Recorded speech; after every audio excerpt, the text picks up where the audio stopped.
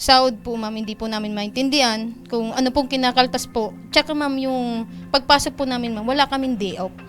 Pag hindi ka naka 1 year po ma'am, may babayaran ka po. Nakatayo buong araw, umulan man o hindi. Lahat ng hirap tinitiis ng isang security guard upang sa seguridad ng lahat.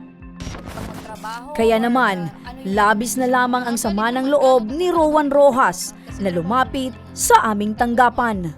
Bali po, sinabihan na lang po ko ni ma'am, nung pagbalik ko po ng January 3 na po, kasi hindi na po nila ako inisyo ng back to work po eh. Nakiusap po ako na papasok pa rin po ako ma'am. Sabi ni ma'am, ililipat na lang po ko ng airport Legazpi. Sabi ko, sige po. Tapos sabi niya, ang OT doon, walang bayad. Sabi ko, okay po.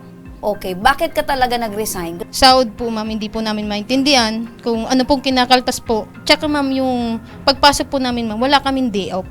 Yun po yung inaano namin, ba't wala kaming day off? Tapos pag nag-absent kami, ang grabe na po yung galit. Nung nag-resign ka, hinihingi mo na yung 201 file, hindi sa'yo maibigay. Hindi po maibigay po ma'am kasi pipirmahan ko muna daw po yung note na yun. Yung pala po ma'am, kontrata po pala yun na 1 year po. Hindi, tanggap mo na wala kang... Pilit din kinuha ng Ako Bicol tabang ora mismo ni Congressman Saldico ang panig ng Advanced Remote Managed Security Services, ang dating security agency na pinapasukan ni Rowan. Subalit, isang statement lamang ang kanilang ipinadala. We fully understand po the sentiments raised by former LG Rojas Rowan. So we are coordinating with our legal as of now. We were advised to respectfully refuse your verbal invitation to do live broadcast this afternoon. We are very much willing to align with the due process, whatever the DOLE and LRC will tell us to do. Agad din kaming nakipag-ugnayan sa tanggapan ng Department of Labor and Employment.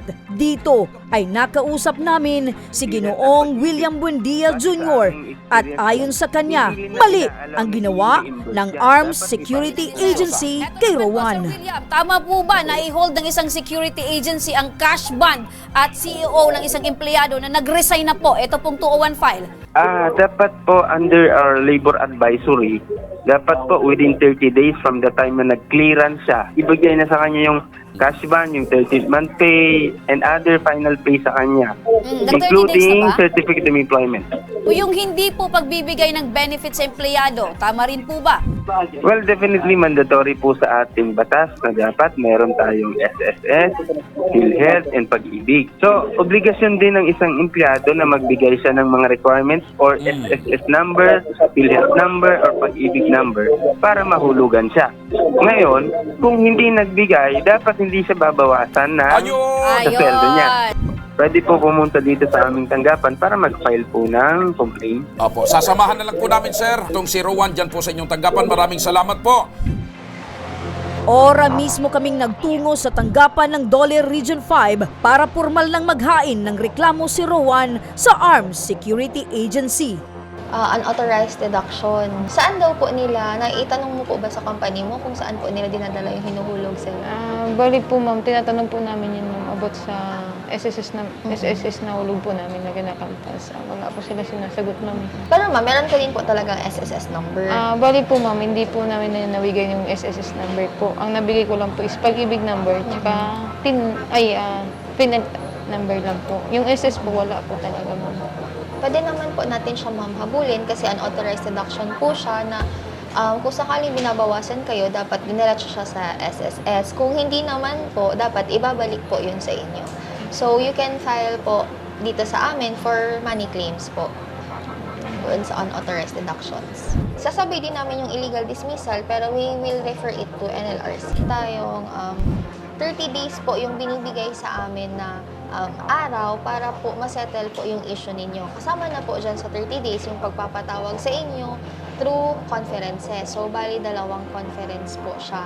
So, tama naman po ito. 3, 4, Ayon sa DOLE, pag-aaralan nila kung ano ang maaaring isampa laban sa security agency. night shift non-payment or underpayment of night shift differential, overtime pay, premium pay for special day, premium pay for rest day, illegal deductions ng SWB like SSS, PhilHealth, and Pag-ibig, claim for last salary or final pay, non-issuance of certificate of employment, illegal dismissal, other personal actions, then others po yung sa cash bond and sa 201 file. Yes po. Kompleto na po ba, ma'am? Yes po.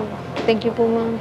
Nagpaalala rin si Ma'am Vanessa para sa mga abusadong employer. Para sa mga agencies na nag-violate ng mga employees' rights, mga obligasyon nila na dapat binibigay or binibigay sa mga employees nila, sana po maging compliant na kayo sa labor law, sa labor code. Kasi po, si DOLE, hindi po kami tumitigil hanggat hindi po namin napupuntahan or nai-inspect lahat ng establishment para maging compliant po sila sa amin. Kasi at the end of the day po, pag na-find out po namin na hindi po sila compliant or violator sila ng mga labor laws, meron po silang mga penalty, meron po silang violation, meron po silang mga cases, kung saan magiging abala pa po ito sa kanila. Kung compliant sila, edi matiwasay po yung yung business nila, 'di ba? Hindi po namin sila babalik-balikan at ipapatawag ng paulit-ulit dito sa aming opisina.